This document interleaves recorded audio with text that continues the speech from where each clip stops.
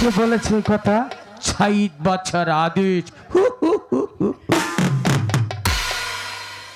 তোমারও চাকরি শেষ, ওরও পড়াশোনা। বাবা রহিম, বাবা স্যার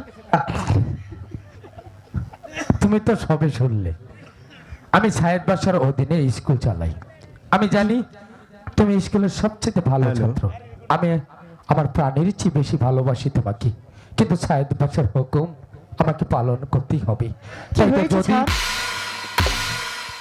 আগামীকাল যদি তুমি স্কুলে আসো, তাহলে উড়িয়ে বাজ ঘুরাই চড়ে চোরের জামা পরে স্কুলে এসো, নতবা স্কুলে এসো না বাবা। আজকের মতো তোমাদের সকলের স্যার ছুটি। আমাকে একটু দয়া করুন, দয়ার জায়গা এটা। আমরা যে অনেক গরিব, কোথায় পাবো সেউলি আবাদ ঘোরা, কোথায় পাবো সেই জরির জামা? জানি বাবা জানি, আমি অনেক আশা নিয়ে এই স্কুলে এসেছি লেখাপড়া করতে। ছাড়, আমি ওকে একটা বুদ্ধি দেই আপাতত।